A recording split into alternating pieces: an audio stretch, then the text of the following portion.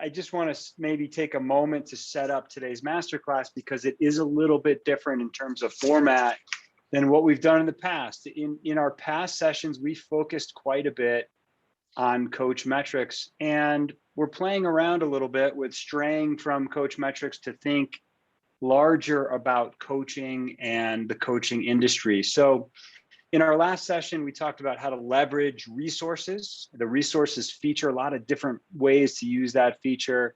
In February, we talked about seamlessly onboarding coaching clients using Coachmetrix and the feature.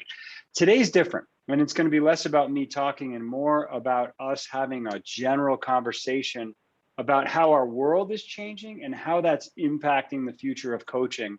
So I'm going to tee up some topics today and some research that we've been focused on. But the intent is that we have a discussion. And again, the reason why I was asking where people are located today is because we now have a group of pretty diverse people, at least geographically, that can maybe spot some different trends. So I'm particularly excited about this conversation today. So welcome. Let me just kind of set up our roadmap for the conversation. We're going to start with macro trends. So trends that have nothing to do at all with coaching, except that they influence coaching. So we're going to start at a very high level. Then we'll talk about what are you seeing in coaching? What are some of the trends from duration of engagements to what tends to be focused on to maybe technologies, things like that. We'll talk about content and where leaders need support today, given some of the change that's happening in our world and in coaching. We'll talk about technological change and impacts. Love to hear about some of the tools you're noticing, some of the platforms you're seeing, how you're integrating that overall stack into your work, in your world. And then I've got a few reflections that I'll share at the end of our conversation. So that's where we're headed today. Reminder, we've got 2 more best practices coming up, May 21st and then June 25th. We'll take July and August off, give everyone a bit of a summer break, and then back with you in September for the fall. So I know many of you have been on the class today. Rick, nice to see you again. Johnny, welcome. You've heard my spiel, but what's important about the spiel is I think a lot of the trends that we'll talk about today, these are the trends that I saw years ago when we started to create Coachmetrix. And so we saw the need to get action plans online, to create accountability and transparency and the ability to have an easier calibration between the coach, the coachee, and that person's manager. We saw the trend coming, especially with younger leaders at the time, millennials who are now senior leaders and moving into the C-suite in many organizations. They grew up without pens. They'd show up to workshops without pens, and we're already moving toward a digital platform, even when traditional facilitators and trainers and coaches weren't. And then, of course, the data we think is a critical component toward proving our results in coaching. And the more that we can do that, the more that we can avoid the potential commoditization that is happening or could be happening in our industry, especially with lower levels of coaching. So that's why we started Coachmetrix, to use it in our own practice. And then we found we had something really good and started to re-architect the platform and sell it to other coaches and trainers. This platform is built by coaches, made for coaches, and we always encourage and love feedback. So I just always want to reinforce that. We can't promise we'll change in every way that you want, but we will promise that we'll listen. So let's talk about macro trends. And the way that I'm going to start the conversation today is by sharing a few things that we've thought about and reflected on, especially in the world of leadership development and executive coaching. And I'm going to do this just to open up and tee up the conversation. I'm going to open it up and love to hear the things that you're seeing. So I think it goes without saying that there has been a lot of change in our world. There was a ton of change happening all of the time, really. I don't even know why we call it change management, because we are always changing, and that is just our reality.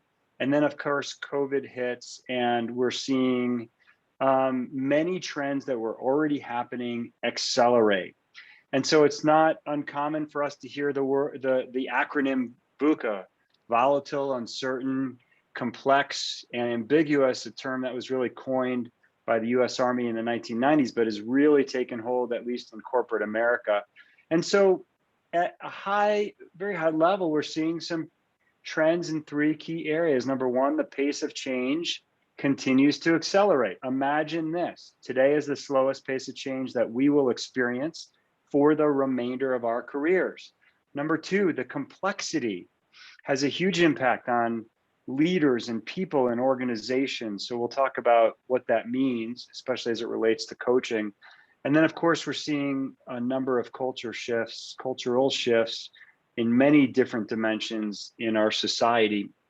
Some of you may have seen some of the work by the World Economic Forum, and they consider us in this sort of transition point between the third industrial revolution and the fourth industrial revolution. And by the way, I got this image off Heather McGowan's website, heathermcgowan.com. She's the author of the Adaptation Advantage. She's an incredible thinker in terms of where the future of work and the future of leadership is going. So I highly recommend her work. But if you've seen some of the work by the World Economic Forum, and we think back to our economy or our society as a whole, for centuries, we were basically an agricultural-based economy.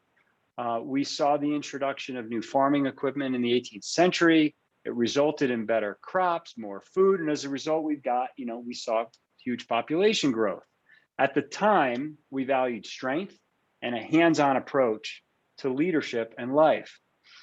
In the 19th century, we start moving into more of like the industrial age. We see huge advancements in sources of energy like electric and gas and oil, and the result is the internal combustion engine, right? And then that fuels machinery, which means now we can scale production faster. Repeatability, scalability, efficiency are really the things that are valued in that era of our society. And then in the mid 1950s, 60s, we start to see computing power begin to emerge in our society. It starts to take off in the 80s and 90s with Microsoft DOS, and then the World Wide Web in the 90s. And so then we start valuing different things in our society, not the hands-on strength that we valued in the agriculture society, not the faster repeatability, scalability in the industrial part of our society or term of our society, but we start to value technical knowledge and optimization of our systems. The fourth industrial revolution. So again, back to the World Economic Forum, we're somewhere in between the third and fourth. We're now on the cusp of all of this technological advancements that are rapidly developing: 3D printing, robotics, AI, augmented reality, smart sensors, so much more. We're seeing it in every aspect of our life. There's more machine-to-machine communication. And even in the midst of all of that incredible advancement, what we're seeing is a people-first transformation, ultimately. So those are just some mega trends, right? The trends are really around shifting to more of a knowledge economy, more digital transformation. Of course, now if we scale back to the last year, 14, 15 months, COVID has had an enormous impact on our society. And then we've seen huge movement in the social justice movement, if you will, and still such a long way to go. Read a recent article in McKinsey about the impact of COVID, and part of what they talked about, of course, is what we've seen with remote working, and it probably won't be as intense in the future as people get vaccinated, but people have fundamentally changed their thinking about working remotely. And so we're probably going to see more of a hybrid type environment moving forward. E-commerce growth in the last 14 months has doubled, and COVID, they're projecting, has propelled the adoption of automation and AI. So those are macro trends. So I want to open it up. I just really want to set the scene here. What are you seeing? We've got Kim in Houston, and John in Orlando, and Tony in Virginia, and Pramod in Mumbai, and Rick joined. What are you noticing in our world, and what do you think the impact is to coaching?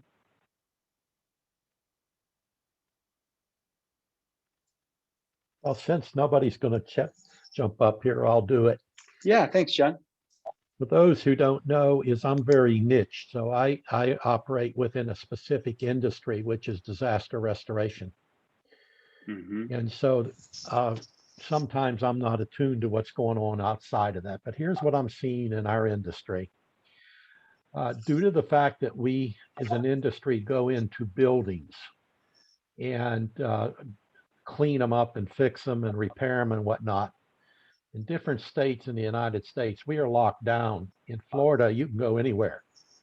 And it's not that different from what it was prior. So what that's creating in our industry is several things. Number one is people won't let you in their property, so you can't get the work done. When you can't get the work done, you can't collect money. We don't have any people who want to go to work. You know, there are restaurants and there's people that say, hey, be patient with us because we don't have anybody who wants to work. They're getting too much money from the government.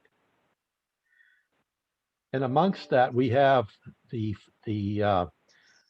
funding arm of what finances all of this work, billions of dollars, because we're about a $600 billion industry, is that insurance carriers are downward pushing on pricing, and so there's a real catastrophic situation in our industry.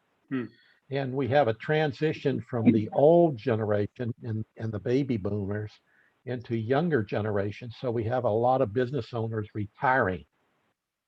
There's a lot of mergers and acquisitions going on in our industry. So there's a big change. I'm part of the baby boomer, actually close to a traditional. Yeah.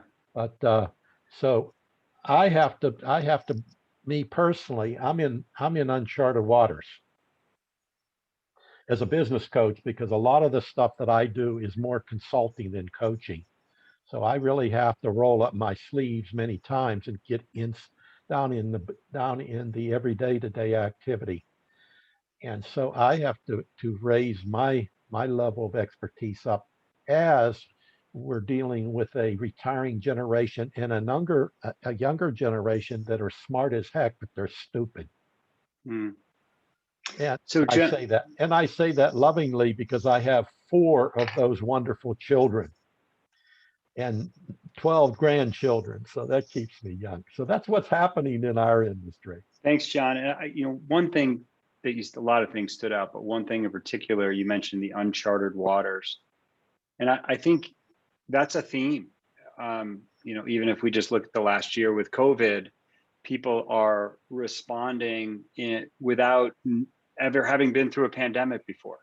And so to me, the thinking has to change. I think that's the link to coaching and where we can make the biggest impact or some of the biggest impacts.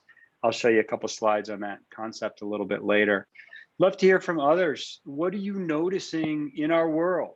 Just sort of at that high macro level. So John's seeing changes in industry, access to property, downward pushing from insurance carriers. The generation boom shift is impacting his industry particularly, but many industries, especially the government or industry, mergers and acquisitions, uncharted territory. What else are you noticing trend-wise?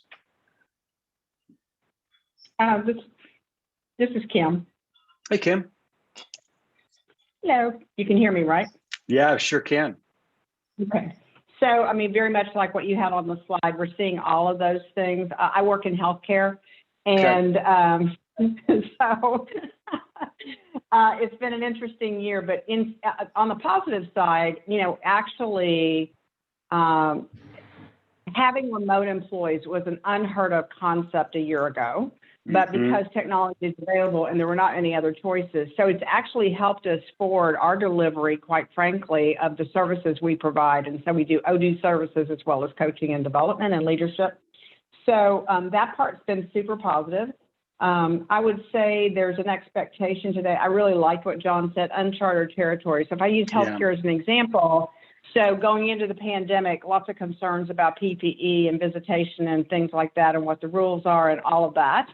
On the other side of that, while yes, vaccines are available more readily today than they were even a few months ago, it also puts a lot of pressure on a healthcare organization because people get deployed differently now because in order to Right. get vaccines to the community. So, it's ever changing, there's there's no slow day.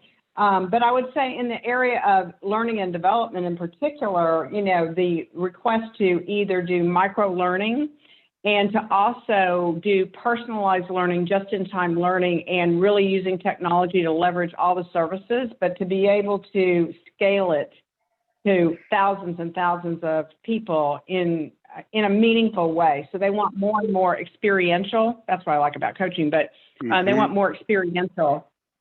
The thing we're really, we do individual coaching as well as we do team/group coaching, but, really kind of taking a step back and thinking about, is that the right approach? I mean, we need to have many approaches, but maybe organizational coaching is really the ideal, to be able to see not only working with an individual, but working with an entire intact team inside the organization to be able to drive those outcomes probably is the way to go. And then the other thing is we're, obviously we have potentially at our organization, we do 5 generations at work today.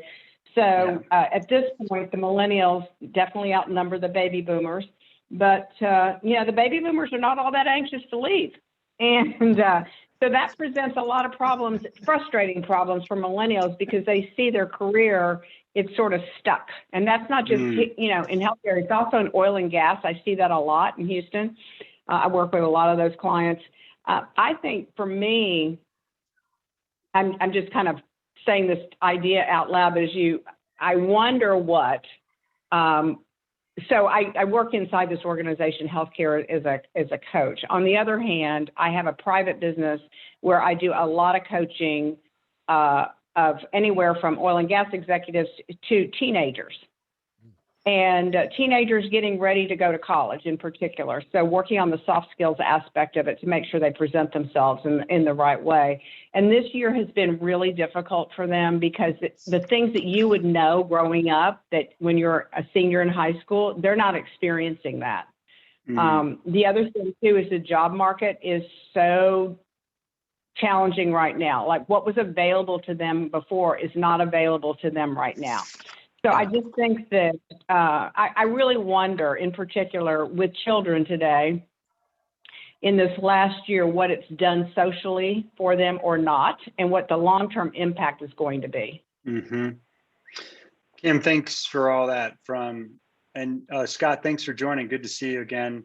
We're just talking macro level trends that we're seeing, and I kicked it off with just sort of a high level overview of VUCA and the transition between the third industrial revolution to the fourth industrial revolution. So people are chiming in some themes that have shown up so far: uncharted waters, remote workers, seeing more micro learning and just-in-time learning. Scalability is important. Experiential learning is important. Need different approaches. Generational. Some industries are seeing these generational shifts. Others are seeing, Kim, in healthcare, you're seeing 5 generations in the workplace at a time, or especially in oil and gas. And then the impact to our kids, that is going to be so fascinating to see what starts to show up in our workplace a few years from now, 5 years from now, as this generation that has experienced COVID starts to enter the workforce. Maybe let's go over to Scott. Yeah, Scott. When you talk about, it was very interesting hearing from the last speaker about,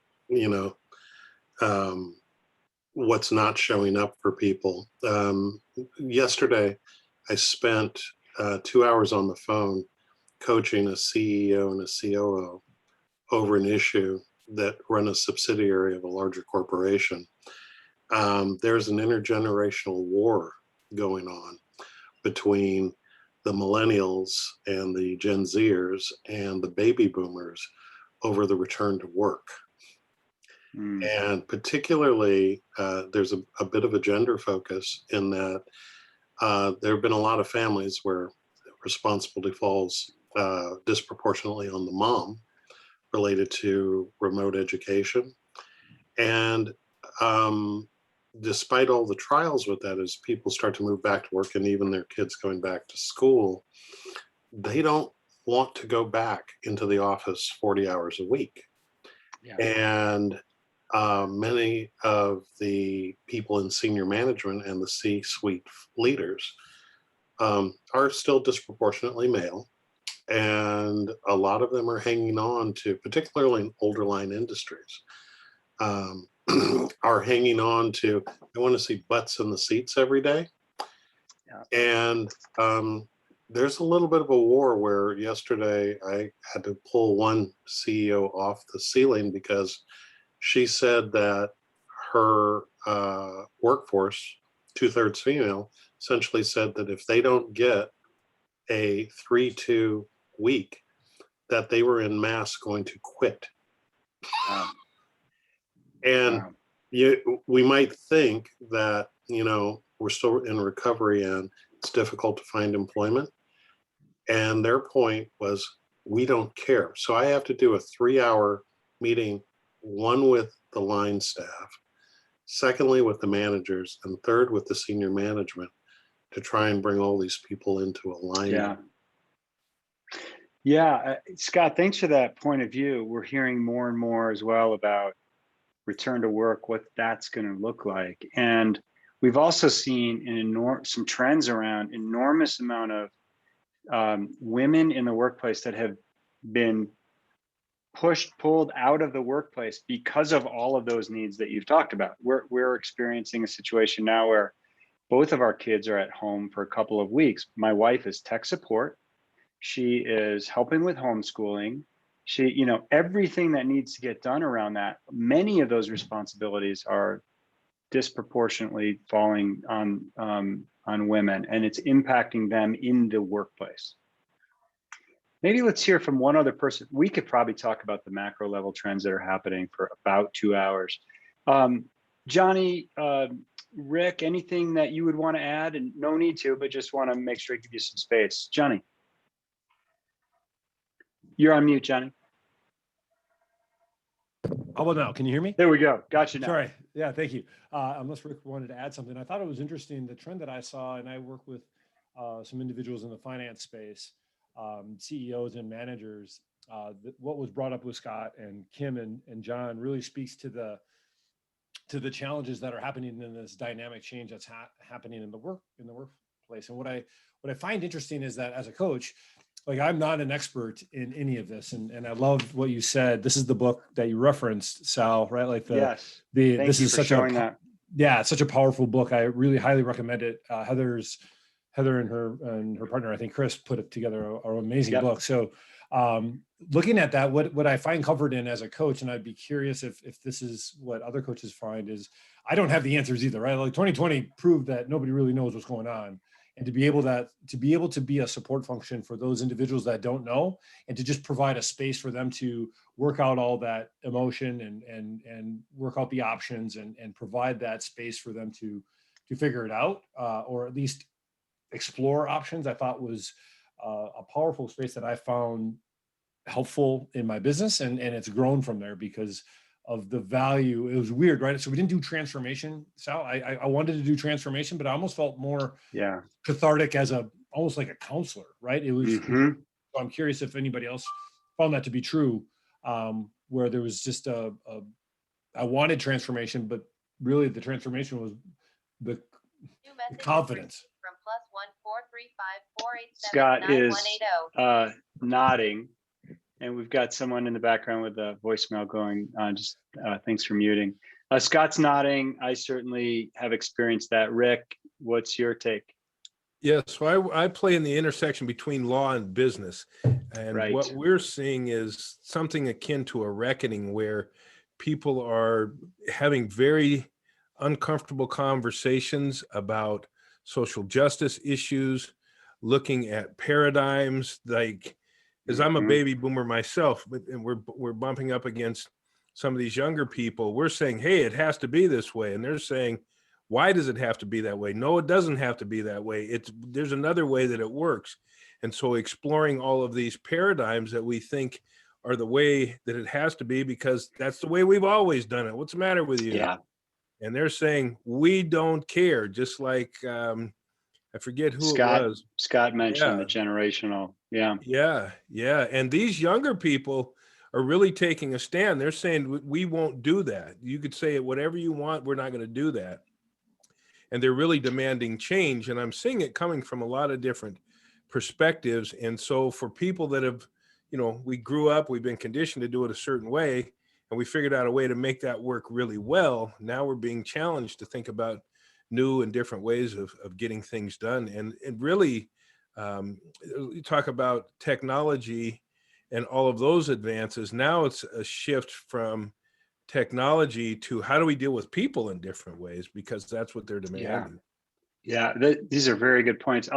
It's a great springboard to maybe starting to take this into more of a coaching conversation. Thanks, Rick and Johnny, Scott, Kim, and John, really great insights. There's a model that I think helps explain how we can help as coaches. So Johnny, you mentioned like, you don't have the answers either. And I don't. And in many ways, coaching isn't you don't necessarily need to have the answers. People have different philosophies on that. But I think one of the biggest things that we can do as coaches is really help the leaders we're coaching change how they think or challenge how they think.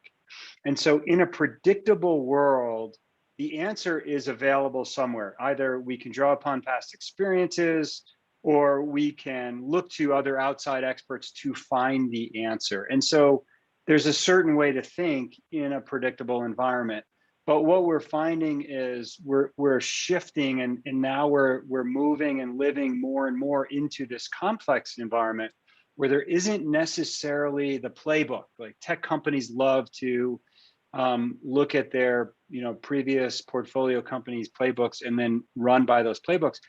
That's becoming less and less available, at least if you look at some of the macro changes that are happening in our environment. So our thinking has to change as leaders. And instead of drawing upon an answer that lies somewhere, we have to help leaders shift toward experimenting, learning, and then pivoting. And it's a much more iterative versus waterfall approach to thinking. So I think one of the ways that we can help as coaches is to help our leaders think differently. And part of what I believe we can also help with is we just have to help people move faster.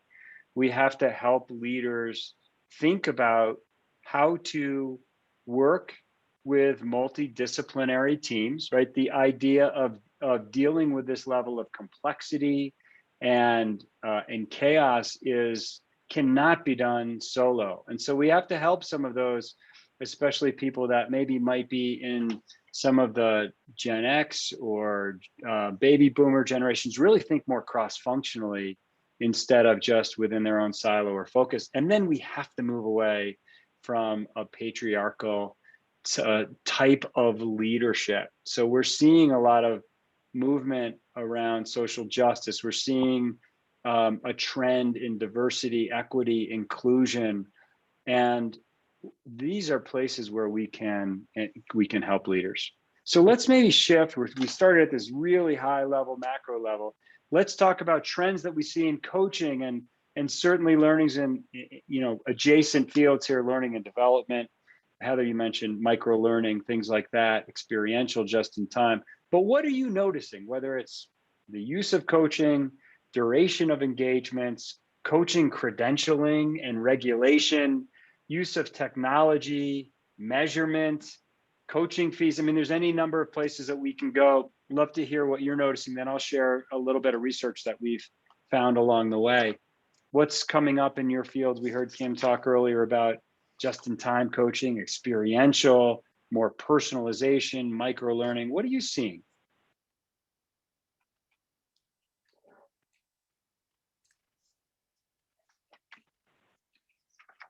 Okay, if nobody else is willing to go, All right, let's go to Scott, then we'll go to John. All right.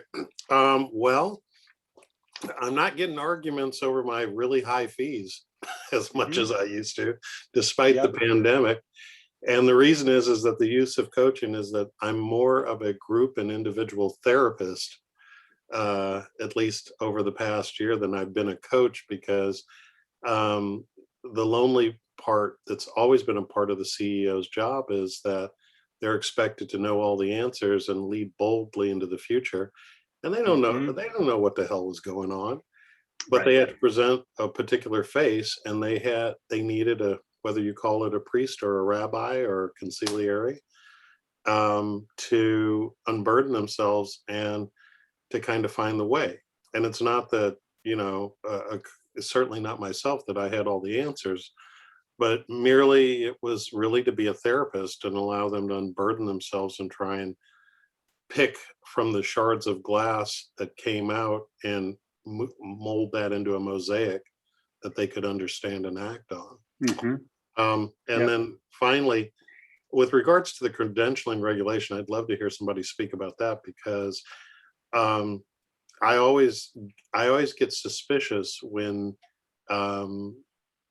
people try to turn a practice into a guild, or because it's a way, in fact, of while on some levels it's creating a set of best practices, on another it's starting to close the market. So anyway, I'm always skeptical as to the benefits. Yeah. So great, thanks. And a couple of key things I picked up on there, Scott, in your work is operating at CEO board level, right? And so no downward pressure on fees. And then, in terms of credentialing, love to hear what people are noticing. I'll share a little bit of data on credentialing. Let's open it up and either reactions to what Scott said or something new. Now, what I'm seeing is that my engagements are moving more team-based. And I think it's all because of the things we've talked about in the previous section there. And as far as credentialing, I've never had anybody ask me to show me your credentials as a coach. Now, I have had asked them to show my credentials in the industry, which I have a master's degree per se in the industry. Yeah. But I've never had anybody ask me, show me your ICF or whatever credentials. And I'm a certified coach in business, executive and business coach. And so what I'm finding is measurement is very important to me, because at some points in time, in the past, due to the fact my engagements run 12 to 18 months, and sometimes beyond that, I have some some clients I've been coaching for 6-7 years.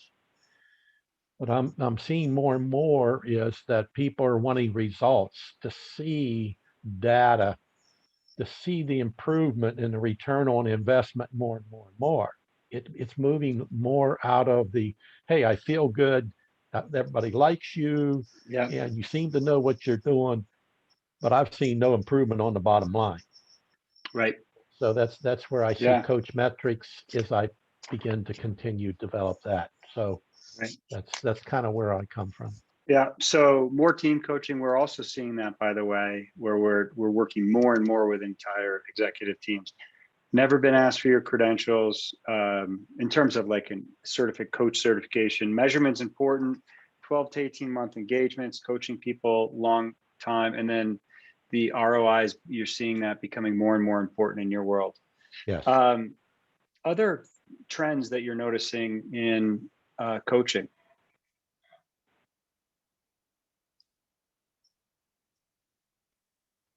Yeah, I'll jump in. With us, we're seeing. We'll go to Johnny. Yeah. Oh, sorry, Johnny. We did that last time. But we're seeing a move away from smiley face metrics to real data about making improvements. So yeah, like somebody, I think it was John that said, yeah, we might really like you, but if we're not seeing a real improvement, a real return on the investment, then we're not going to do it. And I think that's partially because there's so many people out there that are coaches, and they can provide, entertainment, make people feel good. If they get forced to go to some sort of a training or whatever, they have a good time and laugh and giggle and whatnot. But then when they go back to work, nothing new is occurring. So that's what we're seeing. Yeah. Thanks, Rick. So from smiley face to actual data, and there's, so many people are coaches right now. There's no barrier to entry to coaching. You just put up a shingle and say you're a coach. And I wrote a blog about this a few years ago. In 1 week, I met a bookkeeper turned coach. I met a psychic turned coach, and I met someone else turned coach too. And so everyone wants to be a coach, which also explains why many coaches don't actually make much money. Johnny, did you have a point of view? Yeah, I think I love the points that Rick just made and you just contextualized there, Sal. Coming from the financial industry, where highly regulated, right, and for good reason, and being that advisor, it is interesting to go into this wild, wild west where anybody can be a coach, and there's not a lot of regulatory, requirements for doing that. So, yeah, that credentialing it could be an advantage for those of us that are committed to the practice of coaching, not just, hey, by the way, I'm just changing the title, right? So I like that, and I think the point of last year being more of that counselor, this year what I'm finding is, okay, Johnny, that was great. You helped my team, or you helped us in the emotional, but now we need to show to justify the fees that we're paying you. We need to show skills, Scott just said it in the chat, demonstrable results or demonstrable results, however you say that. And then the human skills, right? To be able to show that behavior change in human skills, and being very specific about that has been really where my marketing has been, not the mindset. Mindset doesn't work. People don't care about mindset. They're not going to pay for that, but they'll pay for very specific skills and transformational change. Yeah, it's a good point. And the mindset's required, but it may not be what you sell your engagement on. Yeah, I think that's good. I'll show Pramod, did you have a comment or point of view? Yeah, I just wanted to mention that to add to what you said. I've seen that's a very popular trend that I see, the increasing number on the supply side, the number of coaches. I've seen housewives turning coaches, even fresh graduates turning coaches, to add to the couple of mentions that you said about. And that is one factor I feel it's leading to people asking for credentials. There's so many coaches and everybody is a coach, and then organizations, when they look at that and they say, okay, what is the credential? Interesting. And we are going through this experience, maybe not getting enough results, and therefore asking or demanding more on, measurable change that you can promise, etc. So I think these are real. And adding to this, the median age, for example, here we're talking about being 30, and like the slide that you showed, the leaders or the senior management or the people who are managing this younger generation are in the third industrial revolution, whereas the front line or the managers are in the fourth industrial revolution. So I think that's making a big difference to how they're perceiving coaching, what they're expecting from coaching, etc. So yeah, that's really good insight. So you're seeing with the increase in people who want to be coaches, then you're seeing the need to have some kind of credential or background. I've got a little bit of data that we pulled together. I'll share. It touches on some of the topics that we've talked about. This is data from Coach Source and their 2020 research that was released. They found with the people they interviewed, 91% of organizations that have used executive coaching have either remained the same or increased the amount of coaching that they're using over the last 2 years. It's a trend that 96% of practice managers expect to continue through 21 and 22. So that's good news for coaching. I do think that the coaching as an intervention or form of intervention is becoming more and more accepted. 60% of practice managers indicated that they expect their company's use of executive coaches to increase in 2020 and 2022. Duration of engagements, again, this is from Coach Source, average is 6 months. And this data is kind of all over the place. Internally in organizations, they will tend to see shorter engagements where internal coaches are sort of doing just a 360 engagement or something that's quick and more personalized. But external coaches tend to include 11 to 30 hours of coaching in a 6-month engagement, and with a cadence of 1 to 2 sessions per month. Coach credentialing, the people they interviewed, and they also indicate in their research that this data may be biased because a lot of people they surveyed were from were ICF members, but 95% of the people they interviewed said they completed 60 or more hours of coach training. 43% said they received 200 hours or more of training. 74% said they had some kind of credential or certification from a professional coaching organization. So there's a lot of different coaching organizations that are out there. We talked about measurement and the importance of measurement. This is data from Sherpa Coaching. I think this is good news data. It looks like, as you look at this trend of measurement, people measure differently, from 360 assessments to some kind of well-being or engagement assessments, performance reviews, impact on the business, return on investment, effectiveness of learning. The easy stuff gets measured. So it's easy to run a 360. It's relatively easy to run an engagement survey. Performance reviews, we can look at existing performance reviews, but when you start to look at ROI and effectiveness of learning, there's not a ton. They're the least used methods of measuring. So I think there's some great potential here to differentiate our businesses, and Coachmetrix is there to help support us with that, especially when you'll see a product roadmap. We do want to get more into some ROI. This is data from CoachSource, same type of data in terms of how organizations measure impact. A lot of self-progress reporting showing up here, or an assessment. I think this means the assessment by the leader's boss. Brief surveys to check progress, business impact, follow-up, 360, which I think is often just diluted. You take a 360 with 20 different competencies and you measure someone 6 or 9 months later, time 1, time 2, pretty traditional in learning and development. I mean, people aren't going to change 10 things in 6 months. And then leaders promotion. So those are a couple of data points. I want to see if we can hit on a few other things as we think about all of these macro trends that we've talked about, some of the trends in coaching. Love to have a conversation on where do you see people needing the most support today? And then I'll show a little bit of data from World Economic Forum and others. Where do you see leaders needing support given the complexity and in the environment that we find ourselves in today? Hey, Sal, real quickly, Scott had a question back on the credentials. If we could take just a quick step back. Yeah, absolutely. Scott, what's your question? Important? I'll just read, if you don't mind, the chat. If Great, credentials thanks. are becoming important, what resonates with market more, professional experience or academic professional coaching program certification? So what resonates with more, professional experience or academic/professional coaching program certification? I'll react to that, Scott, and then love to hear what other people are saying.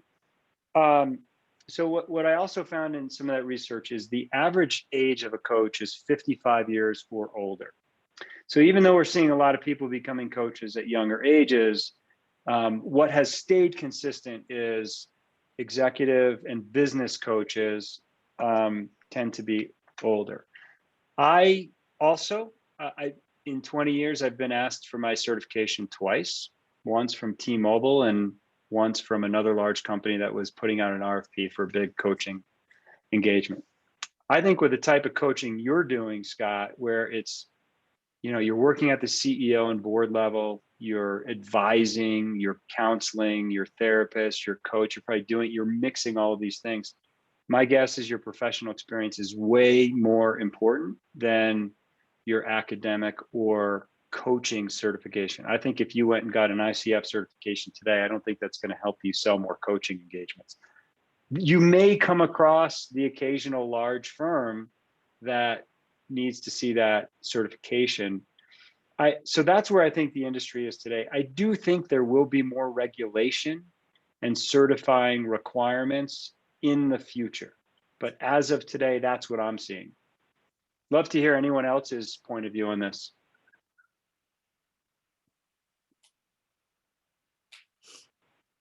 very good question. And I think it's a relevant question that we just have to keep a pulse on.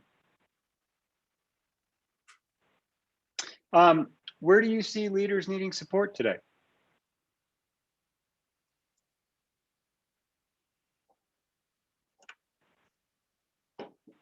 Johnny. Yeah, I was just wondering, like, from a communication perspective, because of the dynamics that you've alluded to, Sal, so brilliantly in this forum, where there's, you know, intergenerational challenges. Rick talked about, you know, some of the challenges of you know the social justice and the difficult conversations that come with all of that. So I feel like those leaders being able to listen more, that's what I see, is that there's a lot of telling and a lot of command and authority. You talked about the patriarchy. You talked about, you know, these leaders that have done very well with their intellect. And so they have a lot of knowledge to share. And so they're talking a lot. And I feel like there's an opportunity for them to listen and understand more so they can change the way they're working with this younger generation that has a whole different set of levers that motivate them, that are different than maybe those leaders that have been motivated by other factors in their generation. Does that make sense? It makes a lot of sense to me. I mentioned earlier when we were talking about sort of the third to fourth industrial revolution transition. And even though we're seeing so many technological advances, what's going to make people successful in the future is really the social and emotional skills, right? Because back to the adaptability advantage, one of the number one traits that we have to help our leaders become is more adaptable, but it is more of those soft skills. I actually don't like using that terminology because there's nothing soft about them. What derails leaders in the workplace are how they engage in relationships, how they communicate, are they listening or not? So I think that's a really good point. Is anybody else seeing something similar to Johnny, different? What are you noticing? Where do leaders need most support today? Tony. One of our coaches that are a contract employee at Change Fusion, she works with a lot of different other companies, and they have mentoring programs for these millennials and the older generation, the baby boomers, but actually the younger generation are mentoring the older generation. It deals with diversity, acceptance, understanding what's going on up there. And it's quite fascinating to listen to her talking about that. But yeah, it goes both ways. Yeah, that's brilliant. I love that point of view, Tony. So cool to hear that. Like, you talk about empathy and trying to understand each other and generations. A little bit of data that we uncovered back to the World Economic Forum. By the way, Adaptability Advantage has more of this data, but this is directly from the World Economic Forum's website, and the type of skills that they see, the top 10 skills for 2025, if you will, really fall in four different categories: problem solving, soft skill; self-management, soft skill; working with people, soft skill. Oh yeah, and by the way, technology use and development, right? So we need people to be analytical thinkers, to actively learn, to be creative, original, take initiative, leadership, social influence. All of these things are right in line with where we can help people and leaders in the workplace get ready for the future.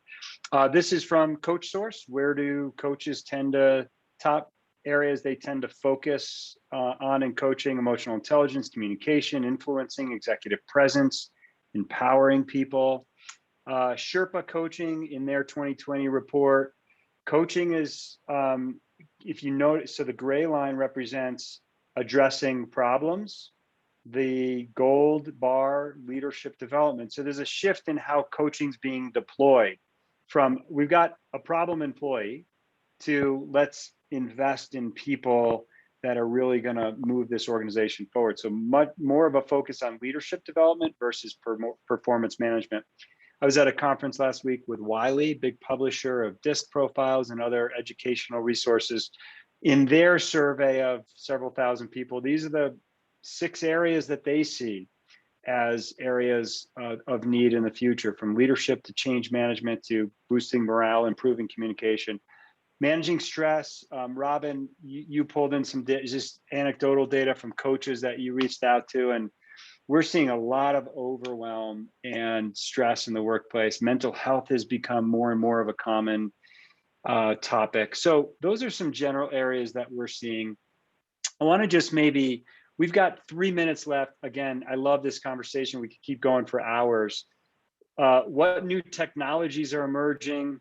What's been the impact of coaching? Anyone have anything new technologically that you're discovering or seeing in your coaching world?